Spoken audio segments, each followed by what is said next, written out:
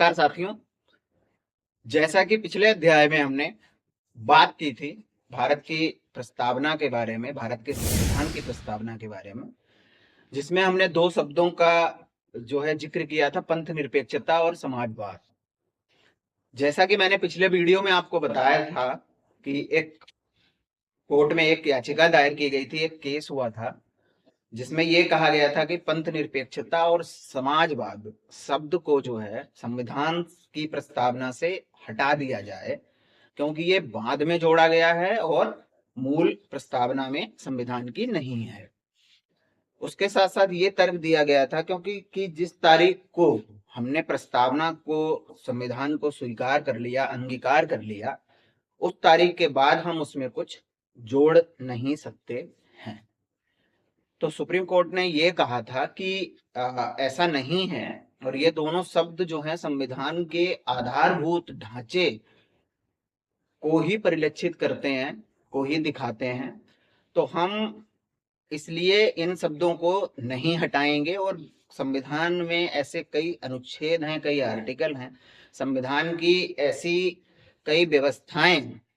जो ये इस ओर इंगित करती हैं कि हम पंथ निरपेक्ष और समाजवाद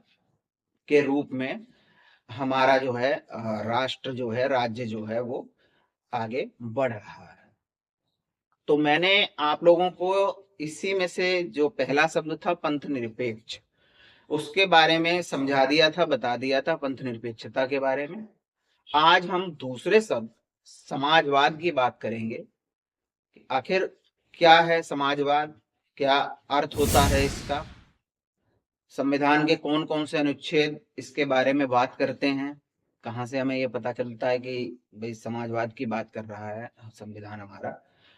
और आखिरी में एनालिसिस। तो चलिए शुरू करते हैं। तो साथियों देखिए, हम बात करते हैं समाजवाद के बारे में। समाजवाद को समझने के लिए आपको कैपिटलिज्म के बारे में हमें बात करनी पड़ेगी, लिबरलिज्म के बारे में हमें बात करनी पड़ेगी। उदारवादी रवैया जिसको हम कहते हैं लिबरलिज्म, या पूंजीवादी जो होता है कैपिटलिज्म, पूंजीवाद। तो पूंजीवाद में तो हम ये बात करते हैं, जब हम पूंजीवाद की बात करते हैं तो कि पूंजीवाद में सभी चीजें, मतलब जो है कि जो व्यवस्थाएं हैं राज्य की, जो चीजें हैं वो पूंजीपतियों के अधीन होती हैं। यानी जिसके पास पूंजी है वही सर्वे सर्वा है और राज्य उनकी ही रक्षा करने के लिए है, उन्हीं की रक्षा करेगा और उन्हीं चीजों को बढ़ावा देगा। जब हम बात करते हैं लिबरलिज्म की, यानी कि जब हम बात करते हैं उदारवाद की, तो हम इसको एक मिक्स, मतलब एक मिश्रित, उस अर्थव्यवस्था में, मिश्रित व्यवस्था में इसको हम लेकर के चलते हैं, जहां पर हम ये बात करते हैं कि हम पूंजीपतियों का भी ध्यान रखेंगे, इंडस्ट्री भी लगाएंगे, पब्लिक प्राइवेट पार्टनरशिप भी होगी, इस तरीके की चीजें भी होंगी, और साथ में जो है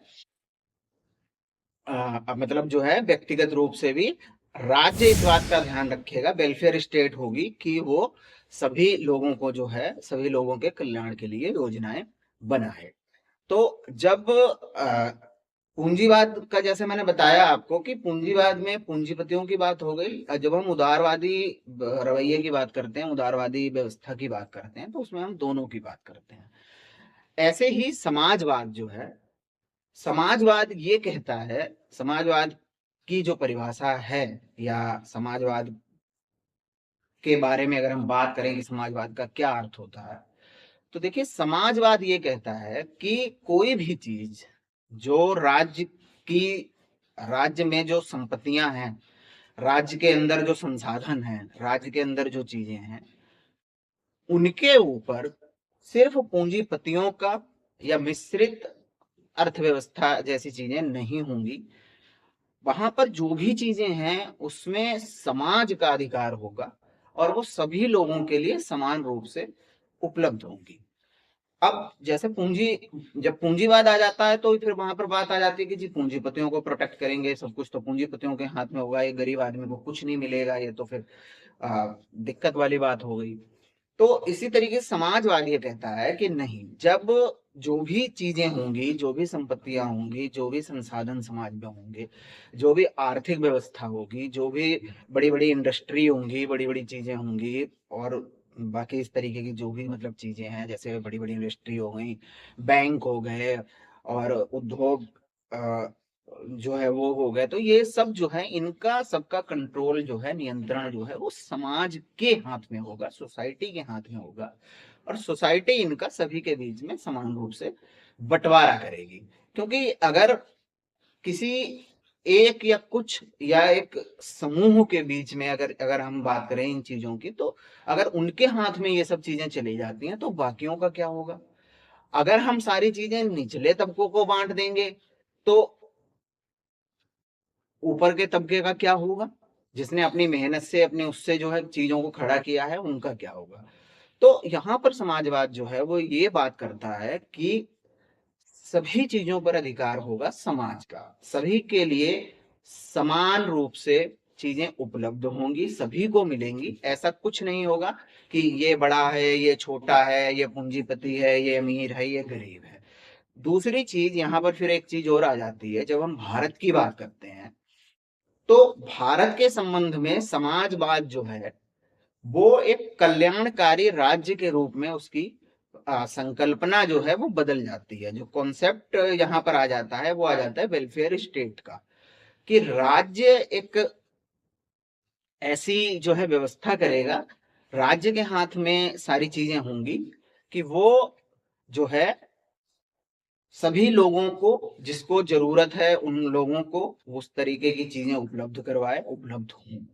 जैसे कि जब अगर हम शुरू की पंचवर्षीय योजनाएं देखें आजादी के बाद, तो उस टाइम पर हमारा जोर था कि हम हैवी इंडस्ट्रीज डेवलप करने के ऊपर, कि हम बड़ी बड़ी इंडस्ट्रीज लगाएं, बड़ी बड़ी फैक्ट्रियां लगाएं, कंपनियां खड़ी करें, क्योंकि हमें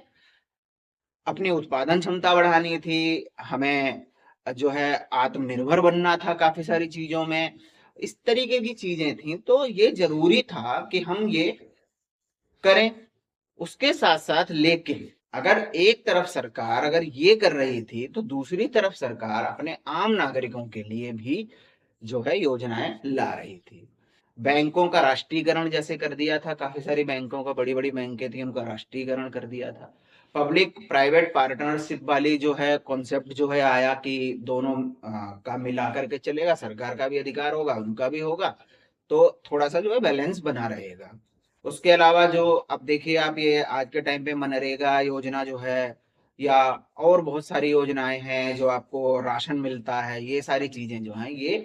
स्टेट के वेलफेयर रूप को ही दिखाती हैं, कल्याणकारी रूप को ही प्रदर्शित करती हैं, कि यहाँ पर जो है राज्य जो है उसका कल्याणकारी ये रूप है। तो यहाँ पर समाजवाद का मतलब जो हमने अपनाया, और जो हमारा अपनाने के पीछे जो उद्देश्य था वो यही था, कि हम सबको जो है बढ़ावा देंगे, सारी चीजों को जो है हम आगे बढ़ने देंगे, किसी को हम रोकेंगे नहीं। लेकिन ऐसी व्यवस्था भी नहीं होगी कि सब कुछ दूसरों के हाथों में हो या निजी हाथों में हो, और सरकार का उसमें कोई हस्तक्षेप ना हो। सरकार बिल्कुल हस्तक्षेप करेगी, और जो निचले तबके के लोग हैं, जो आम लोग हैं, और जहां पर उनके लिए अगर कुछ करने की बात आएगी, तो सरकार अपनी जिम्मेदारी समझते हुए उनके लिए जो है काम करेगी, ताकि कोई भी व्यक्ति, कोई भी नागरिक, कोई भी समाज जो है वो वंचित ना रह जाए मूलभूत चीजों से, मूलभूत अधिकारों से। तो साथियों देखिए, यहाँ पर जब मैंने आपको ये बता दिया कि समाजवाद क्या होता है, समाजवाद क्या बात करता है, समाजवाद को समझने के लिए हमें पूंजीवाद की जरूरत पड़ी, पूंजीवाद को समझने की जरूरत पड़ी, उदारवाद को समझने की जरूरत पड़ी, क्योंकि जब तक हम लिबरलिज्म को नहीं समझेंगे और कैपिटलिज्म को नहीं समझेंगे, तब तक समाजवाद हमें समझ में नहीं आएगा। उसके बाद मैंने बात की कि भारत के संबंध में, भारत में समाजवाद, तो भारत राज्य के अंदर जो समाजवाद है, सरकार का जो समाजवाद है, वो डेमोक्रेटिक सोशलिज्म यहाँ पर अपनाया गया है। और इसमें जो है हमने इन सारी चीजों को लिया हुआ है कि भाई किसी सबके लिए समान अवसर होंगे, और ये सब चीजें जो है समानता की बात करता है बेसिकली। और ये कि भाई आर्थिक रूप से सभी को लाभ हो, ऐसा ना हो कि कोई एक तरफ तो लोग गरीब होते चले जाएं, दूसरी तरफ लोग अमीर होते चले जाएं, या जो संसाधन हैं उनके ऊपर सरकार का कोई भी नियंत्रण ना हो। मतलब ये नहीं होगा कि फ्री मार्केट छोड़ दिया है, अब जो आदमी अमीर है अमीर होता जा रहा है, जो गरीब है गरीब होता जा रहा है, पिसता जा रहा है, इस तरीके की चीजें नहीं होंगी। अब जब हमें कहीं पर ये देखना हो, अगर हम ये चाहते हैं कि सोशलिज्म को देखना हो, अगर हम ये देखना चाहते हैं कि कहीं पर सोशलिज्म है या नहीं है किसी स्टेट में, वहां पर ये चीजें फॉलो हो रही हैं कि नहीं, तो 4-5 चीजों को बेसिकली हमें ध्यान रखना होता है। एक तो कलेक्टिव ओनरशिप होती है वहां पर, जो है सामुदायिक, मतलब सामुदायिक जो है स्वामित्व होता है, जो नियंत्रण है वो सामुदायिक रूप से होगा, किसी एक व्यक्ति विशेष का या इस तरीके से नहीं होगा। दूसरा जो है कि आर्थिक रूप से जो है कुछ भी वहां पे काम होगा, कुछ भी होगा तो वहां पे प्लानिंग होगी, प्लान्ड चीजें होंगी, हम सबके बारे में सोचेंगे, सबके लिए करेंगे। और अमीर और गरीब की खाई जो है, ऐसा मतलब नहीं होने देंगे कि अमीर और गरीब की खाई बढ़ती जाए, कि जो अमीर है वो अमीर होता जाए, जो गरीब है वो गरीब होता जाए। वहां पर हमें स्टेट को ये देखना होगा कि वो एक संतुलन बनाकर रखे, कि बेसिकली संतुलन जो है वो बना रहे। उसी तरीके से जो है हमें ये देखना होगा कि सरकार जो है वो कितने अच्छे तरीके से, कितने अच्छे तरीके से जो है अब चीजों को वहां पर कर पा रही है, कितने अच्छे तरीके से जो है चीजों को मैनेज कर पा रही है, ताकि किसी तरीके की आर्थिक विषमता जो है वो जन्म ना ले। मतलब कि कहने का ये है कि देखिए यहाँ पर 2-3 चीजें हैं जो समझने वाली हैं, कि एक तो ये है कि जैसे पूंजीवाद है तो उसमें पूंजीपतियों की तरफ सब कुछ चला गया। अगर हम किसी और उसकी बात करते हैं तो उसमें उस तरीके से चीजें होती हैं। इसी तरीके से जब हम समाजवाद की बात करते हैं, जैसा मैंने आपको बताया, तो समाजवाद में यही होता है कि सारी चीजों पर समाज का हक होगा। तो अब एक स्टेट है, लेकिन स्टेट के लिए पूंजीपति भी जरूरी है। अगर हम भारत की बात करें तो हमें पूंजीपतियों की भी जरूरत है, हमें कारखाने लगाने की भी जरूरत है। अगर मान लीजिए सारे कारखाने, सारे इंडस्ट्री, कंपनी, फैक्ट्री, उनको जो है सरकार अपने अंडर में ले लेती है तो वो भी गलत होगा। और अगर सब कुछ खुला छोड़ देती है कि आप लोग कुछ भी करें तो वो भी गलत होगा। तो यहाँ पर जो है सरकार का ये दायित्व बन जाता है, और हमारा संविधान इसकी बात भी करता है, जैसे कि कहता है कि भी समानता का अधिकार सबको दिया हुआ है। तो समानता का अधिकार सबको कैसे मिलेगा? आप कहोगे जी एक आदमी तो गरीब है और एक आदमी बहुत अमीर है, तो समानता का अधिकार। अब यहाँ पर उसको समानता का अधिकार देने के लिए या समान अवसर उपलब्ध करवाने के लिए सरकार की जो जिम्मेदारियां हैं वो इस तरीके से होंगी कि सबको जो है व्यापक रूप से उसका फायदा मिले। जैसे कि अब सरकार जब नियम बनाती है तो सरकार जैसे वर्कर्स के लिए नियम बनाती है, तो सरकार ये कहती है कि भाई ये एक न्यूनतम मजदूरी है, आप इससे कम किसी को पे नहीं कर सकते। तो इसका मतलब क्या होता है? इसका मतलब ये है आप अपनी फैक्ट्री लगाइए, अपना काम खोलिए, इंडस्ट्री लगाइए, लेकिन आपके यहाँ जो वर्कर काम करेंगे उनको आप 10,000 रुपए, मान लीजिए कि 10,000 रुपए सरकार ने न्यूनतम वेतन रख दिया कि जी 10,000 रुपए से कम आप उनको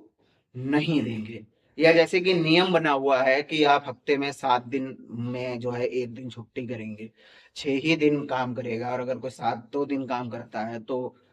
आप उसको पे करेंगे अलग से। इसी तरीके से कि एक दिन में यानी 24 घंटे में आप 8 ही घंटे किसी से काम ले सकते हैं। अगर आप उससे ज्यादा काम लेते हैं तो आपको पे करना पड़ेगा, जैसे होता है ना ओवर टाइम वगैरह, ये सब चीजें। तो ये जो चीजें हैं, जो व्यवस्थाएं हैं, जो सरकार व्यवस्थाएं करती है, वो इसीलिए करती है कि जब समाज की बात आए, जहां पर जब सबकी बात आए, समान अवसर उपलब्ध होने की बात आती, हर आदमी को तो पूंजीपति नहीं बना सकती, और हर पूंजीपति को अगर गरीब बना दोगे, मतलब मिडिल क्लास में ले आओगे, तो वो भी ठीक नहीं है। तो यहाँ पर सरकार ये बात करती है कि ठीक है, आप अपनी जगह पर हैं, आप अपनी जगह पर हैं, लेकिन एक मिनिमम, न्यूनतम जो एक गारंटी है, न्यूनतम जो है एक व्यवस्था जो है, वो मैं यहाँ पर जो सरकार जो है कहती है कि मैं कर रही हूँ, कि या मैं कर रहा हूँ, कि जो आपको कम से कम इतनी ये सुरक्षा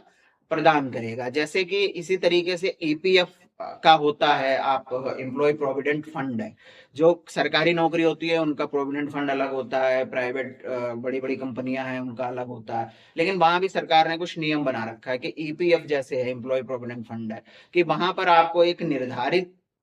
जो है बेसिक जो सैलरी होगी उसका एक निर्धारित हिस्सा या उतने प्रतिशत हिस्सा,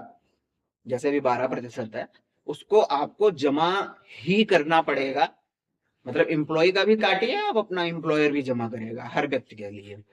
क्यों? अब ये क्या है, ये सोशल सिक्योरिटी है, ये है कि वो व्यक्ति जब रिटायर हो जाएगा तो उसके पास कुछ होना चाहिए। इसी तरीके से आपका ईएसआई का है कि वहां पर आप हेल्थ फैसिलिटीज का लाभ उठा सकते हैं। ऐसे ही बहुत सारी चीजें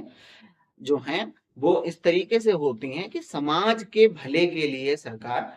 काम करती है, और सब कुछ अनियंत्रित नहीं है। सारे संसाधन जो हैं वो एक नियंत्रित व्यवस्था के तहत चल रहे हैं। तो साथियों, जैसा मैंने आपको बताया, आपको समझाया कि समाजवाद क्या होता है, और समाजवाद की जब हम बात करते हैं तो वहां पर राज्य की उसमें भूमिका क्या होती है, ये बताने का मेरा तात्पर्य जो था वो यही था यहाँ पर, कि जैसे कि मैंने शुरू में स्टार्टिंग में कहा था और पिछले वीडियो में भी, कि हमारी प्रस्तावना में ये दो शब्द जोड़े गए, पंथ निरपेक्षता और समाजवाद। तो इनको जोड़ने का मतलब क्या हुआ? पंथ निरपेक्षता का मतलब ये हुआ कि भाई राज्य का अपना कोई धर्म नहीं होगा, मैं आप लोगों को पूरा एक्सप्लेन कर चुका हूँ पिछले वीडियो में। समाजवाद का यहाँ पर मतलब यह होगा कि वो एक वेलफेयर स्टेट के रूप में कार्य करेगी और पूरे समाज की बेहतरी के लिए कार्य करेगी। ऐसा कुछ नहीं होगा कि अनियंत्रित होगा और सरकार का जो है कोई अधिकार नहीं होगा, मतलब फ्री छोड़ देगी सारी चीजें कि कुछ भी करो कैसे भी करो, नहीं। एक कम से कम एक न्यूनतम गारंटी सरकार आपको देगी, और एक न्यूनतम जो है आवश्यकताओं की पूर्ति के लिए सरकार आपको जो है कुछ अधिकार देती है, कुछ व्यवस्थाएं ऐसी कर रखी हैं। तो जैसा कि मैंने कहा कि प्रस्तावना हमें ये बताती है कि आगे है क्या। संविधान की प्रस्तावना हमें ये बताती है कि हम आगे क्या पढ़ने वाले हैं, संविधान में हमारे क्या लिखा हुआ है। दूसरा मैंने ये बोला था कि कुछ ऐसे आर्टिकल हैं, कुछ ऐसी चीजें हैं जिनके द्वारा ये व्यवस्था की गई है। तो देखिए, जो मूल अधिकार है, तो मूल अधिकारों से भी कहीं ना कहीं वेलफेयर स्टेट के बारे में पता चलता है, क्योंकि जो आपको मौलिक अधिकार मिले हुए हैं वो सबको एक समान रूप से मिले हुए हैं। वहां पर कोई भेदभाव नहीं है, अमीर का, गरीब का, बड़े का, छोटे का, किसी भी प्रकार का। दूसरी चीज जो है, संविधान का आर्टिकल 38, 39, 39A, 41, 42, 43, ये आर्टिकल कुछ ऐसे आर्टिकल हैं जो समाजवाद के बारे में या समाजवादी स्वरूप को, राज्य के समाजवादी स्वरूप को वहां पर जो है रिफ्लेक्ट करते हैं, जो दिखाते हैं कि देखिए ये समाजवादी व्यवस्था है, हमारे यहाँ है। दूसरी चीज ये कि इसके अलावा सरकार बहुत सारे कानून ऐसे बनाती है, बहुत सारी चीजों को ऐसा वो कर रखा है, जैसे कि सरकार ये कहती है कि जी हमें कुछ नहीं करना, मतलब ठीक है आप अपनी अपनी इंडस्ट्री लगाइए, अपना चलाइए, कोई दिक्कत नहीं है। मैंने भी आपको बताया था थोड़ी देर पहले कि सरकार लेकिन एक रूल बना देती है कि आप इतने इतने से कम तनख्वाह नहीं दे सकते, इतने घंटे से ज्यादा काम नहीं ले सकते, आप ऐसा नहीं कर सकते, आपको ये बेसिक फैसिलिटी देनी पड़ेंगी, इस तरीके की चीजें। तो उसी तरीके से जैसे सरकार का है, बाकी सरकार कहती है ठीक है कोई भी जमीन खरीदे, कोई भी उस पर काम करे, कोई दिक्कत नहीं है, लेकिन अगर सरकार को लार्जेस्ट पब्लिक इंटरेस्ट में अगर जरूरत पड़ेगी तो सरकार उसको ले सकती है, आप उसको मना नहीं कर सकते हैं। तो जब संविधान लागू हुआ था तो संपत्ति का अधिकार हमारा मूल अधिकार हुआ करता था। तो वहां पर फिर जो है इसके साथ जो है कॉन्ट्राडिक्शन था कि अगर मूल अधिकार मेरा है तो बिना मेरी मर्जी के मेरी संपत्ति पर आप कुछ भी नहीं कर सकते हैं। तो इस मूल अधिकार को, मौलिक अधिकार को फिर हटा दिया गया, और इसकी जगह पर यह कर दिया गया कि अगर वेलफेयर उसके लिए, मतलब अगर समाज के किसी बड़े काम के लिए अगर सरकार को जरूरत पड़ती है तो वो ले सकती है। जैसे कि होता है ना, मान लीजिए कि रेल की पटरी बिछानी है, अब वो किसी के खेत में से निकलेगी, किसी के गांव के पास से निकलेगी किसी की कहीं, तो किसी ना किसी की तो जमीन होगी, सारी जमीन सरकार की तो होगी नहीं। अब रेल चलाना भी जरूरी है अर्थव्यवस्था के लिए, लोगों के लिए, पब्लिक के लिए, तो ये बहुत बड़े लेवल पे लार्जेस्ट इंटरेस्ट हो गया। तो सरकार ऐसी जगह पर जमीन आपकी ले सकती है, लेती है, जैसे हम कहते हैं ना, अधिग्रहण कर लिया है सरकार ने, और फिर वो उसका मुआवजा दे देती है आपको मार्केट रेट से, लेकिन वो ले सकती है, तो आप उसको मना नहीं कर सकते। अच्छा, दूसरी चीज, जैसे मान लीजिए सरकार को कहीं कोई फैक्ट्री लगानी है, कोई बड़ी फैक्ट्री लगानी है, तो सरकार देखती है, या मान लीजिए किसी व्यक्तिगत किसी पूंजीपति को ही फैक्ट्री लगानी है, तो सरकार उसके लिए जमीन कहती है कि ठीक है आप जमीन ले लो और मुआवजा दे दो, लेकिन वहां पे सरकार कुछ शर्तें रख देती है कि आपको मार्केट रेट के हिसाब से मुआवजा देना होगा, वहां के लोगों को नौकरी देनी होगी, इस तरीके की चीज। तो जब सरकार को ये लगता है कि यहाँ पर बड़े लेवल पर एक लार्ज स्केल पर जो है फायदा हो रहा है आम जन का, आम जनता का, तो वो इस तरीके की चीजों को करने की जो है अनुमति दे देती है, परमिशन दे देती है, या खुद करती है, तो तब भी इसी चीज का वो ध्यान रखती है। तो इन सब चीजों से हमें ये समझ में आता है कि समाजवाद का रूप क्या है, समाजवाद का मतलब क्या है, समाजवाद की रूपरेखा क्या है, जो हमने सोचा है, या जो हम पढ़ते हैं, हमने देखा है कि हमें समाजवाद की ये संकल्पना, परिकल्पना है। अब हम बढ़ते हैं अपने एनालिसिस की तरफ और बात। तो साथियों देखिए, अभी मैंने आपको जैसे कि समझाया, ये सब देखने में, सुनने में बड़ा अच्छा लगता है, सरकार ये कर रही है, सरकार वो कर रही है, सब कुछ स्टेट के हाथ में होगा, वेलफेयर उसमें होगा, समाज के हिस्से में होगा, समाज जो है उसका बंटवारा करेगा, समाज का कंट्रोल होगा, लेकिन क्या वास्तविक स्वरूप आज के समय पर ऐसा है? अगर मैं आपसे ये पूछूं या ये कहूं, तो इसका जवाब होगा नहीं।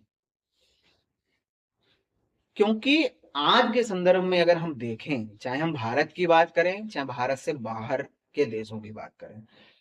आज के समय में जो है लिबरलिज्म जो है वो ज्यादा जो है आ गया है, नियो लिबरलिज्म यानी कि नव उदारवाद जो है, उसी की संकल्पना को लेकर के चीजें चल रही हैं। आप देखिए कि जो भारत की भी अगर हम बात करें, तो भारत में जो संपत्ति है, यानी भारत में जो अरबपति खरबपति लोग हैं, वो कुछ प्रतिशत हैं, या कुछ लोग गिनती में हैं, और जितना उन लोगों के पास है उतना भारत की 90-95% जनता के पास नहीं है। तो ये खाई जो है काफी भाई बहुत चौड़ी खाई हो गई ना। तो अगर हम समाजवाद की बात करते हैं तो ये नहीं होना चाहिए था, लेकिन ये है। दूसरी चीज, सरकार आज के समय में हर चीज का तो निजीकरण करने पर उतारू है, सब कुछ आजकल आज के उसमें क्या मतलब 1990 के बाद से यही हो रहा है पूरे विश्व में। जब हम निजीकरण कर देते हैं, निजी हाथों में दे देते हैं चीजों को, तो फिर वहां पर एक आम आदमी के लिए उन चीजों का उपयोग कर पाना मुश्किल हो जाता है। जैसे कि अब हवाई जहाज है आपका, तो एक आम आदमी तो हवाई जहाज में जा नहीं सकता। सरकार होती तो, सरकार की कंपनी होती तो शायद सरकार एक बार को जो है भाई सब्सिडी दे देती कि 5,000 का टिकट लगेगा, 4,000 सरकार देगी और 1,000 आपको सिर्फ देने पड़ेंगे, और आप कर सकते हैं। मतलब कई बार ऐसा भी होता है ना कि सरकार नुकसान उठा करके भी जो है आम जन के भले के लिए बहुत सारे काम करती है। लेकिन अब जब प्राइवेट हो गया है, तो इस बात जिस जब प्राइवेटाइजेशन हो गया, निजीकरण हो गया, तो कोई भी व्यक्ति वो अपने फायदे के बारे में सोचेगा ना कि आम जन के फायदे के बारे में। अब जैसे कि रेलवे में है, रेलवे में भी धीरे धीरे सरकार प्राइवेटाइजेशन ही लाती जा रही है, चीजों को प्राइवेट करती जा रही है, तो वहां पे भी चीजें महंगी होती जा रही हैं, प्राइवेट रेल भी चलनी शुरू हो गई है। तो इस तरीके की बहुत सारी चीजें हैं। तो आज के इस कॉन्सेप्ट में, आज के संदर्भ में अगर हम बात करें, तो समाजवाद जैसी चीज जो है नहीं, अब नहीं उतनी रह गई है। शुरुआत में थी, जब हमने नहीं जोड़ा था संविधान में ये शब्द समाजवाद, तब भी समाजवाद था, उसके बाद भी समाजवाद रहा। लेकिन अगर आज के संदर्भ में हम बात करें, तो सोशलिस्ट इकोनॉमी जो है वो कहीं भी देखने को नहीं मिलती है। अमीर अमीर होता जा रहा है और गरीब गरीब होता जा रहा है, उनके बीच की खाई पटने की बजाय बढ़ती जा रही है। और सरकार भी अब इसी उस पर जो है चलने के लिए वो है कि उन्होंने भी अपना फंडा बना लिया है कि ठीक है, जहाँ घाटा हो रहा है प्राइवेट दे दो, घाटा हो रहा है प्राइवेट दे दो। भाई आप हर चीज को ऐसे नहीं कर सकते हो, कुछ चीजें आपको घाटा सह के भी करनी पड़ेंगी, क्योंकि आप वेलफेयर स्टेट की बात करते हैं, आप कल्याणकारी राज्य की बात करते हैं, तो आपको ये करना ही पड़ेगा। लेकिन आज के समय में ऐसा कहीं भी होता हुआ नहीं दिख रहा है। उम्मीद करता हूं आपको समाजवाद का कॉन्सेप्ट समझ में आया होगा। साथ ही आप लोग पीछे वाला वीडियो जिन्होंने नहीं देखा है वो जरूर देखें, और आपको इन दोनों शब्दों का मतलब समझ में आएगा कि पंथ निरपेक्षता और समाजवाद का क्या मतलब है, संविधान में इनको क्यों जोड़ा गया, और यह संविधान में कौन कौन से ऐसे आर्टिकल, संविधान की ऐसी कौन कौन सी व्यवस्थाएं हैं जो इन दोनों शब्दों को परिलक्षित करते हैं कि हाँ, हमारा संविधान पंथ निरपेक्षता और समाजवाद की बात करता है। मिलते हैं अगले अध्याय में एक नए अध्याय के साथ। नमस्कार।